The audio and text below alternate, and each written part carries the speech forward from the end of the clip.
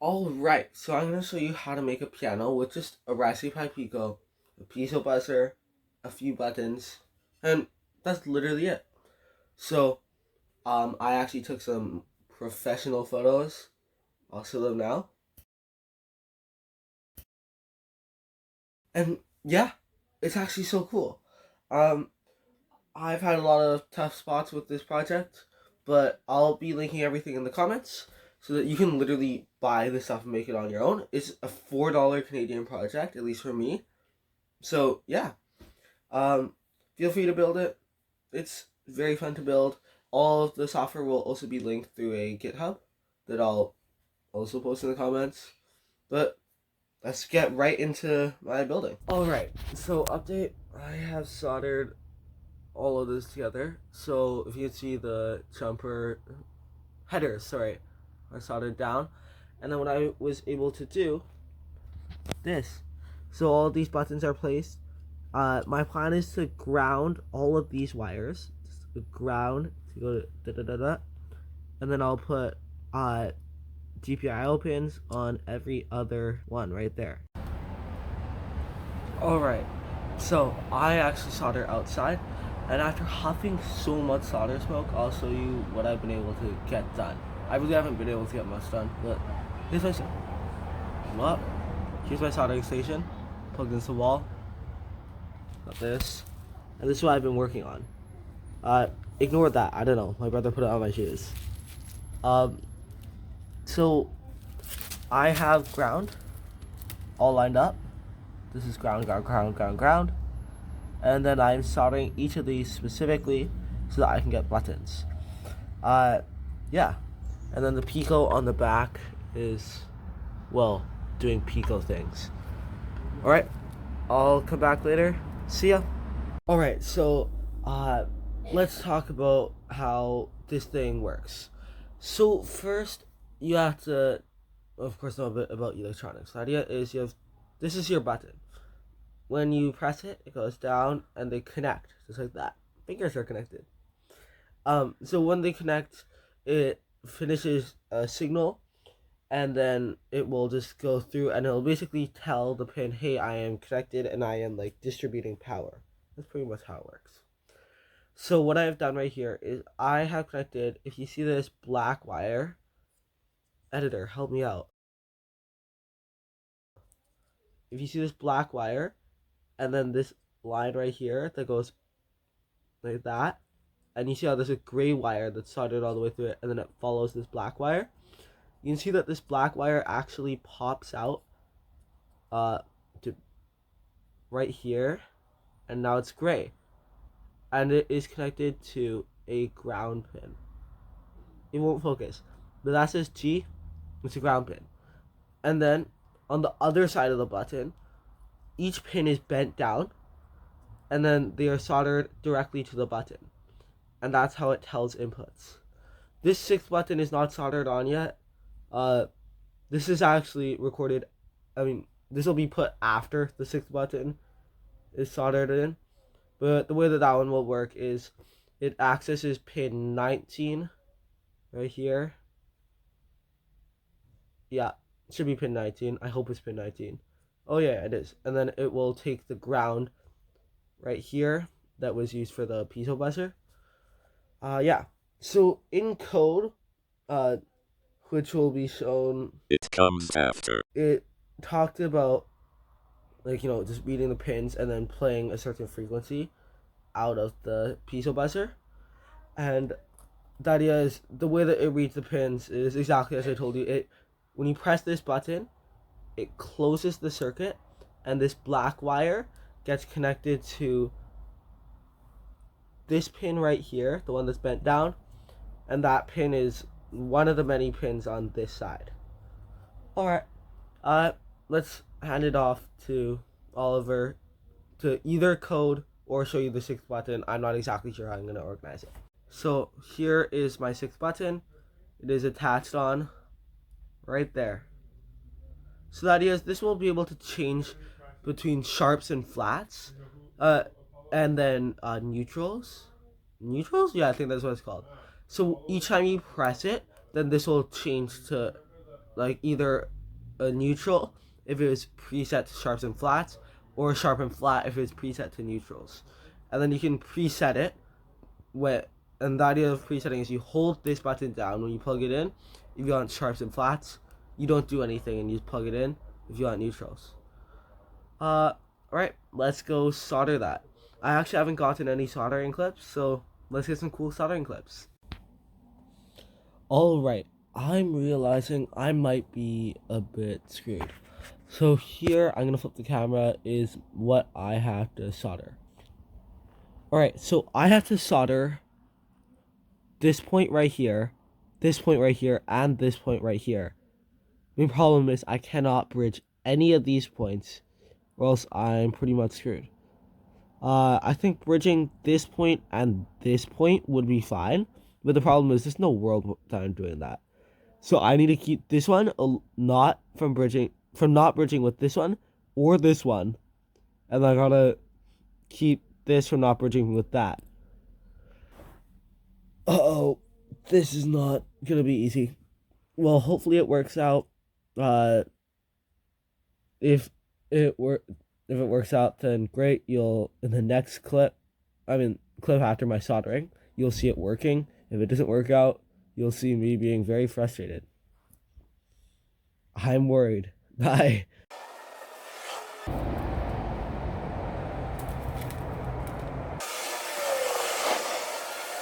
Alright, so I just soldered that together. Oh crap.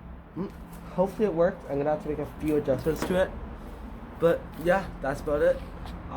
Let's look at the code now. Alright, so this code will actually probably be posted, but funnily enough, I've kind of hit a roadblock. I made my thing. Alright, so here it is. This is C, this is D, this is E, this is F, and this is G. Now, this button right here, that's G, right? It sounds like G. This is G. This is this button. Sounds the same. Now let's play C. Very different than G. Now let's play this button again. That sounded like C. They sound exactly the same. Now it's D.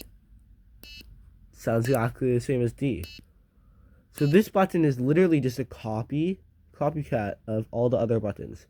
I'm not exactly sure what's going on. It's not like the solder is overlapping with any of the buttons. I actually did the soldering job pretty damn well. So I'm pretty confused. But this is going to be interesting to look through. And yeah. It's probably going to take me quite a bit to figure out what's wrong with it. Because I have already spent a decent bit of time trying to figure this out. And I thought I had fixed it already. Here, I'm gonna switch the camera back around. Again, this will hopefully be on GitHub, but what happens is this is button 6. That's 6 button. It basically just sets levels, but the thing is it changes the input to 6, and the idea is down here with the input controls. Input control 6 changes the default level to 2 and the level to 2. So then it'll shoot back up here once it's done. And then it will say, hey, the level is 2. And then it'll reassign all these notes. And then it'll continue down. And then this right here, this line, will then reset level to default level. So it'll be at 2 again. And then it'll check if you're holding down the button. If you are holding down the button, then it'll switch it. But that should be it. I'm not exactly sure what's going on that makes it repeat. So, crap. This is not going to be as easy as I thought it would be. Next clip should either be me successful or unsuccessful. So, please work. See you then. I am filming this like 5 seconds after the previous clip. I just did one more test, and funnily enough, one part of it actually still works. So my plan was, if you remember, I showed you the code. If I hold this down, it will change it to sharps and flats. So I just need to get rid of power, put power pretty much in, because I just don't want to push it far. I'm holding down the button, you just have to trust I am. And then, okay, now let go of the button. This is now sharps and flats.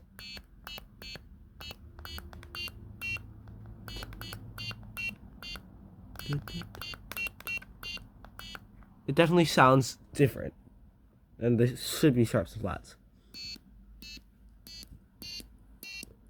This is what the regular one sounds like. And then that sharps and flats thing sounds quite different. So that part works. I'm just not sure why the level calculator doesn't work. Yeah. I guess because I expect to hit more interesting things, next part probably won't be me talking about if I succeeded or not. But until then, see ya. Alright, so after a bit of work, it doesn't work, but it's very close to working. So I know that you can't see it, but I am on the 6th button, and when I press it, that light turns on and off.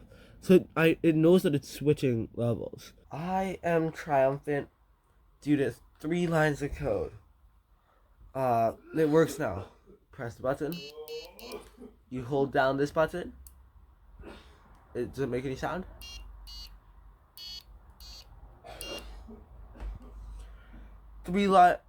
Not even 3 lines of code. I think it's literally 2 words of code. I wrote and level less than 6, I think, or something along the lines of that. No problem. It worked. Like, come on, bro. What? Well, at least this works. Alright, so this section is literally 20 minutes long and is all talking about the code. If you don't want to see that, then you can skip forward to the timestamp shown on screen right now. This video will be chaptered up, so you can also go and find that chapter. But just go to the timestamp shown on screen right now if you don't want to see the code. Thank you. Alright, so here's the code for this thing. What? My piano. So, if you're curious what this software is before we go any further, this is the Thumby code editor, and it allows you to code for this really tiny gaming console. It's like one of the smallest, well, it is the smallest gaming console. But that is the software just looks for a Raspberry Pi running MicroPython. As you can see up here, it recognizes that a Raspberry Pi Pico with an RP2040 running MicroPython version 1.22.2 is plugged in. So that's why it works out. I'll have a link to this in the comments as well. Alright, so right at the start we import 3 things. So, well, okay, no, 2 things. So from the machine we import pin and PWM. Pin allows me to use lines like this and have it recognize the pins. If you remember, I talked about GPIO pins, these little gray things right there, it's able to recognize those. And PWM basically talks about pulse width modulation, and it allows the speaker to be able to play sound. It basically just like sends lots of signals really fast, on, off, on, off, on, off. There's a bit more to it than that, but that's the main idea. So I'm actually recording this after editing the whole thing because I realized this clip was missing. But I remember talking about, hey, you ground the pin and you have like this black wire. So this right here basically talks about, hey, if there is power going through it, then, you know, recognize that that's there. And then I have a pinned up pull up that pulls the pin up. So if it's 0, it's 1. If it's 1, it's 0. I'm not exactly sure why I have this, but I used it in another one of my projects where I followed somebody else's guide, and that's what they did, so I've just continued with that. So this is where all the buttons are connected: 3, 6, 10, 13, 17, 19, yeah, 17 and 19. So if you want to create your own but don't want to use the exact same pin slots, just change the numbers here to the ones that match. Okay. This right here talks about an LED in pin number 25, and funnily enough, this thing only, well, it does have 25 pins. That's weird. This thing actually has 25 pins, but the main thing is there's an LED right here.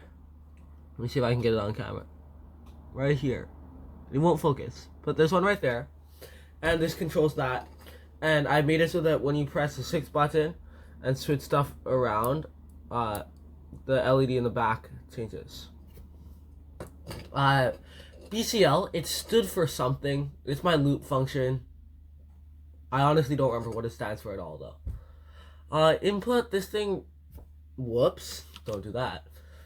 Input reads for inputs, and at the very bottom down here, because of how Pico buses work, they always play sound, and the only thing you can control is, hey, change the sound, change the volume. So I don't, like, the idea is when there is no input, then you should play no sound, and that's why I have here. That's the only place I think that input, or no, it's the main place where input is being used.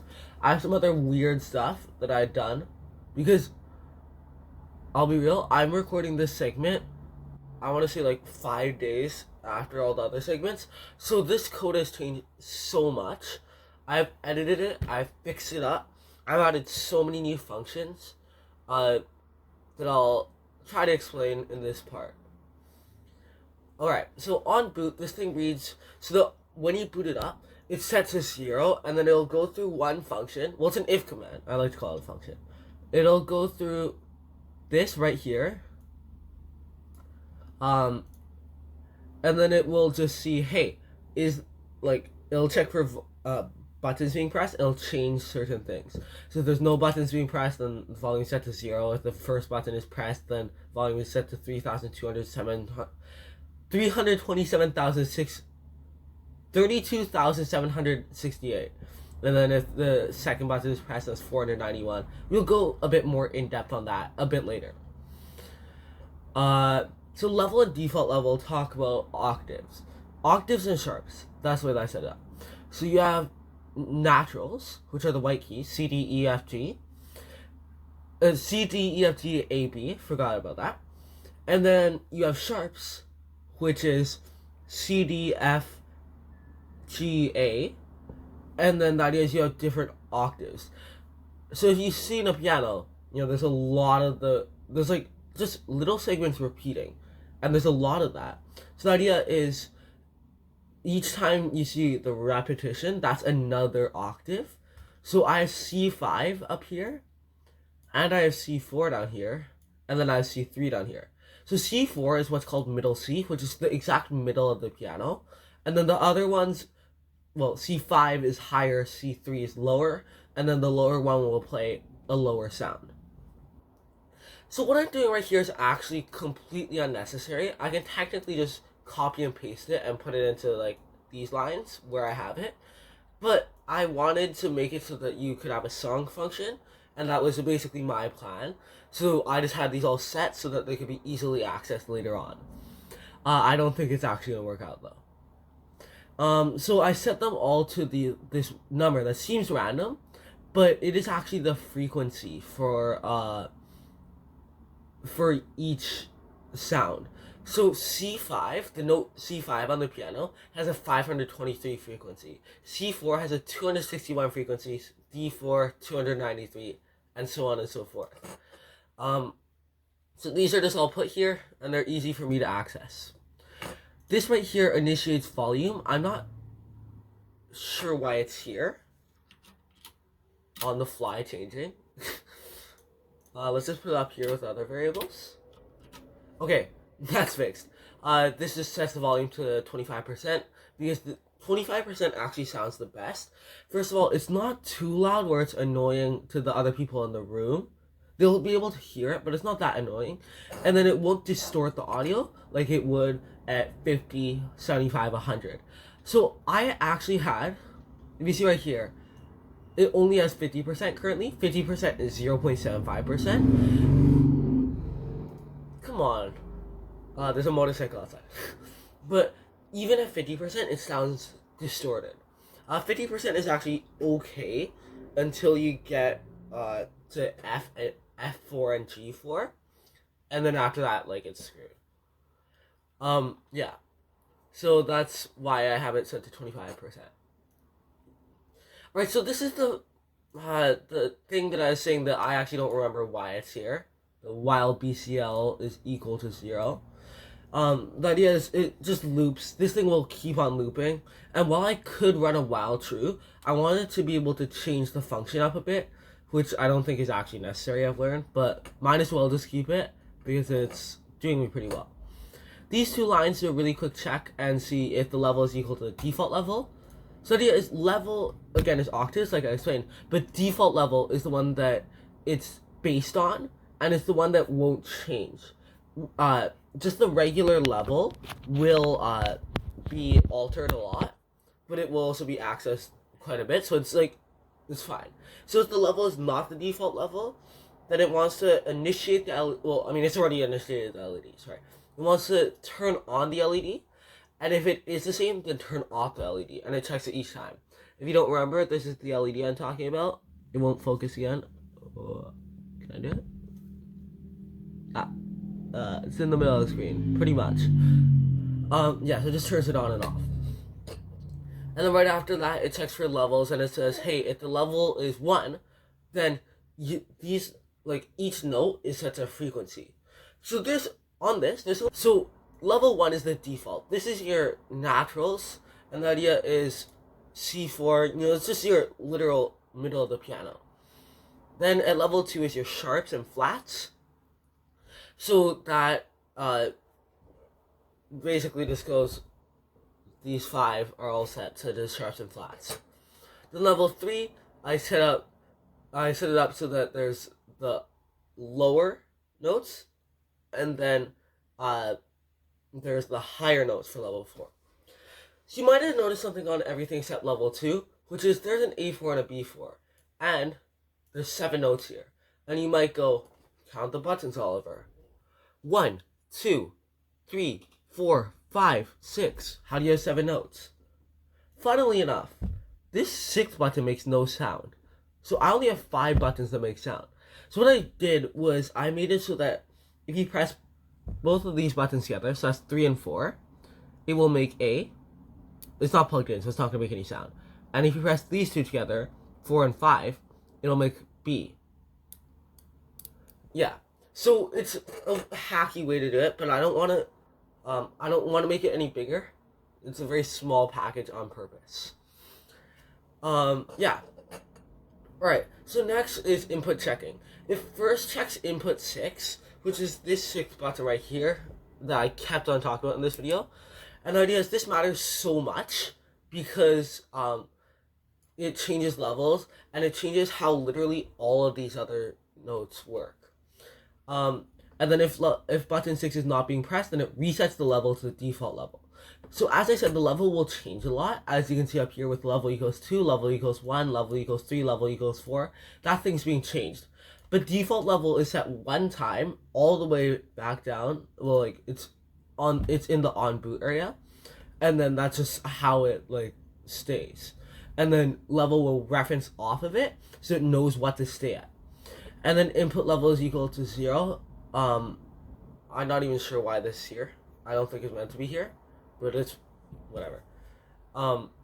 If I remove it, I'm scared the code will break. So the first note, I'm actually going to be changing these as we go because these comments aren't needed anymore. So if the first button is pressed, then change the buzzer frequency to note 1, which when it is set to level 1, the normal level, is gonna be C4. Yeah, and then it changes the input to 1. That doesn't really make sense, but I'll explain it a bit later on. Second value is pressed, it does the exact same thing. So, it changes the buzzer to note 2, which is D4, and then it changes the input to 2. And you couldn't guess what this third value is. Changes it to E4, input is 3. So you might see that the input is being changed, to a different number each time. And even though it's technically not necessary, it's something that actually really helped me in the long run. Just removing a whole bunch of stuff. Okay.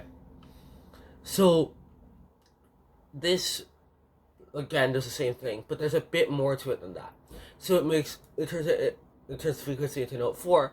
But if the previous input was number 3, this one up here, and the level is not 2, the sharp one, then it will, I don't know why I just picked up, then it will like change the buzzer frequency to note 6. So if you remember, note 6 is A, and then it's basically just makes it so that, I'm trying to think about how to explain this. It changes it so that that's a different note that it's meant to play. And the idea is, when it reads the the buttons, it'll check this one first. This is number 1, number 2. Okay, no. It checks number 6 first, then 1, then 2, then 3, then 4, then 5. So logically, if you're holding these two down, it first checks number 6, then 6, then 1, then 2, then 3. It sees it's being held down, then 4, and then the code basically catches it and says, hey, is number 3 being held down? And then if so, then number 3 and 4 are being held down, then change it to a different note. That's how that works. If on boot is not equal to 0, change the input to 4. If on boot is equal to 0, level octave equals 4. So basically, input equals 4 will break it, because the use of inputs up here is very necessary. And then this one, I want to make it so that you can press multiple buttons and change it up. So that's why that is set. It's a bit confusing, but that's how it works. So on boot will literally, on boot will literally only run once. So this thing that I just highlighted, if rewrite copilot moves out of the way, this right here will only be ran once, and then this right here will not be ran unless on boot is unless on boot is, so it will be ran unless on boot is not 0, and on boot is only 0 once. That was so confusing. So this is almost this is the exact same thing. I'm not going to explain it because it took me quite a while. It's the exact same as 4, but now it reads, hey, if the number was 4 before, then change it to 5. If the number before was 4, and then now you're pressing 5, then change it to 7. Okay, that's a bit confusing. Volume controls and octave controls. I'm just fixing up a few comments as I do this. So on boot, if you look, I will go through once, and they'll immediately say on boot is equal to 1, and then they'll kick you out of the program, and you're out. So on boot, will only run this one time. So if input is 0, that basically means that no input is there. Then the volume is set to 25%, exactly as seen up here. So I actually don't think this line is necessary, but it's something that I like to put in as a precaution. And then if input is 1, that means the first button is being held down. The volume will be set to 50%, and it will be set to 3. Oh my God, I said this last time. 32,768, I think it is. All right. And then if the input is 2, then it'll be set to 0.75%, and that's 491. So you might think, oh, this is so low, you can't hear it. But the thing is, I've used this thing on the bus. I'm not kidding. This thing is kind of fun. I've used it in class, and I don't want it to be too annoying. So at this level, it's actually still hearable. What I do is I sometimes just put it under my desk, bah, bah, bah, bah, bah, and only me and the 2 other people beside me can hear it, and the teachers can hear it, which is the important part. So if input is equal to 6, that's again the 6th button right here. Pop, pop. If the input is 6, then it changes the default level to 2 and the level to 2. So what that means is up here, instead of running the normal thing, what it's set to by default, it'll change all the notes to these sharps. Yeah. Okay, so this looks a bit weird, but if input level octave is 4, or input level octave is 5, and then the input is 0, then sleep for a second. So the idea is, because I actually don't have to make any changes at all when these input level octaves are selected, all I have to do is, it's all changed above.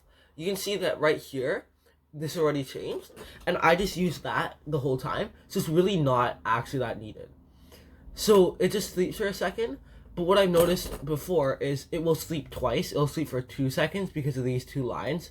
So I made sure that it'll only sleep for a second. That's what this last line is. If volume is not 16384, so not 25%, or level is higher than 1, then sleep for a second. Because the idea is I'm holding down a button and I don't want it to blare at me. And then on boot is equal to 1, and this thing will just kick you out, and you can stop. And then if input is greater than 0 and input is less than 6, then it sets the volume to this thing called volume. Volume has been set a whole bunch up here, and then again it's put there. It sleeps for 0.01 seconds. I probably could remove this, but I don't want to, just to be safe, because it's working perfectly fine. I know you might go, oh, experimentation is good, but like I've honestly spent so many days working on this, I don't want to break it.